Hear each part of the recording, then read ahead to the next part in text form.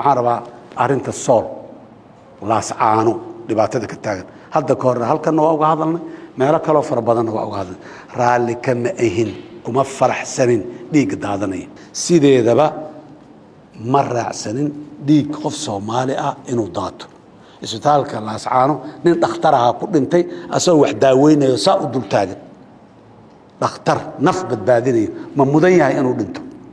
muxuu u dhintay dagaal ay jiray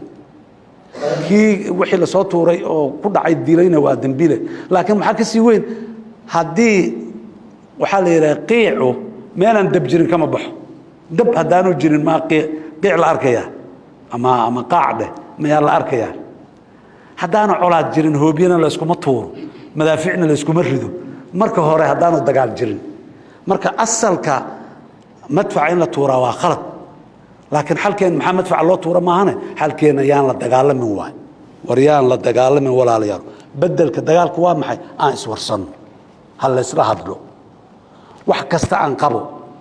tabasho kasta aan qabo carag kasta aan qabo laakiin aan wada hadalno aan isu nimaado laakiin wada hadalkii haddii aan hadda mar horaa dhinac kasta wuxuu yidhi xabadda annaga waa joojinay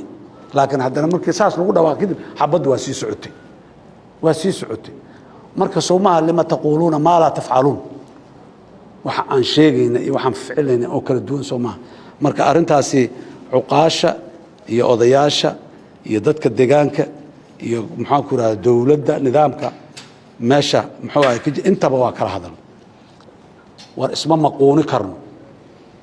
xoog dawlad isuguma noqon karno iskuma sii haysa karno iskuma dul joogi karno aan isla hadalno raalli ahaansho aan iskula jirno raalli ahaansho aan wax iskula doonano raalli ahaansho aan haddaan kala baxaynana aan ku kala baxno laakiin xabad ma aha Somaliland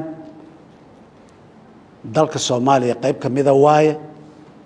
annagu aan qabnaa kala go'a ma aaminsanin kuma raacsanin laakiin haddana madaafiic intaan u rakibanno midnimada xoog idinku soo raacsiinaynaa ma lihin waana waxa aan 30 sano u kala joogno maalin walba meel aan leenahay walaalayaal saan ma aha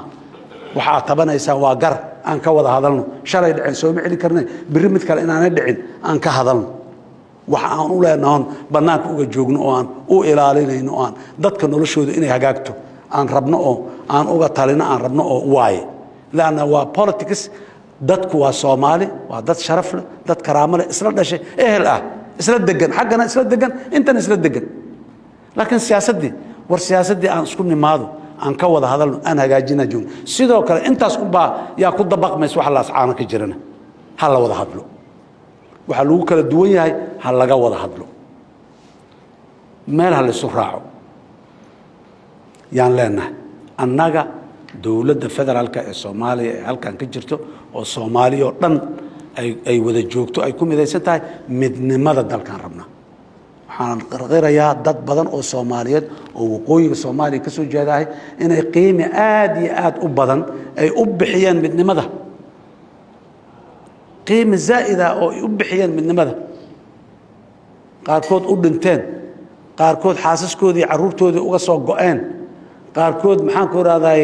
daltabyada haysa daraadeed ay maxaan ku raadaay ay ku noqotay xanuun badan deegaanadii iyo meelihii ay maxay ku dhasheen dadkoodii ehelkoodii iyo joogi waalidkood walaalood ay maxay ku midnimada daraadeed dad aad iyo aad u qiimo badan ayaa guud ahaan waqooyi isku jirta markaan ka soo qaadno yaa jooga dawladda Soomaaliya ka tirsan deegaankana degan ama ku ganacsada ama noloshoodii ku haysta oo dugsanaya calanka buluuga ah ee muxuu ahay taagan xurmo gaar ah ay leeyihiin waa aaminsanahay kuwa xagga jirana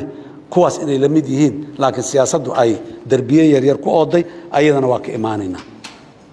ayaguna meesha ay joogaan nabad iyo wanaag ayaan ugu rajaynaynaaye colaad uma rabno laakiin maamulka waqooyiga Soomaaliya ka jira waxaan leenahay dadka reer Sool hala dhageysto hala hadlo hala dhageysto midnimada rabnaa haday yiraahdeen adiguba goon istaagan rabaa tiro laguma culaadiyo waayo midnimada rabaa qofna laguma culaadi karo walaalka midnimada rabana waxaan u sheegaynaa midnimada nabadaan ku rabnaa heshiisaan ku rabnaa dhiig inaan daadina ma rabno dhiig inuu ku daato ma rabno kulamaa dhiig daato xanuunka iyo xusuusta murugada leh iyaa sii badanaysa tii 30 sano ka hor ahayd 40 sano ka hor daaweyn laana ay mid kale inaan ku sii darnaayo xigmad kuma jirto midnimada nabadaan ku rabnaa midnimadaan rabnaa midnimada ninka ku hadaaqayaan rabnaa laakiin nabadaan ku rabnaa walaalaha reer Soomaaliland iyo dawladda iyo maamulkan waxaan leenahay waa diinay annagu inaan idinla dirino inaan idin culaadino xataa diplomatically inaan idin culaadino xataa ma ogolin raalli kama ihin si diblomaasiyada xataa inaan u culaadino waqooyiga Soomaaliya raalli kama ihin ama dawladda Soomaaliland laakiin waxaan rabnaa waxay tahay midnimadaan u taagannahay waa rabnaa mana ka tanaasulin waxaan ku bedelaynaa midnimada oo masaalix ah oo nala sii kara ama naloo ballan qaadi karaay ma jirto laakiin nabad iyo wanaag iyo wada hadal aan ku rabnaa ilaahay idinkiis waxaan rajaynaynaa in awsaas ay ku agaato waxaan ilaahay ka baryaynaa dadka Soomaaliyeed qulubtooda in ilaahay isku soo jeediyo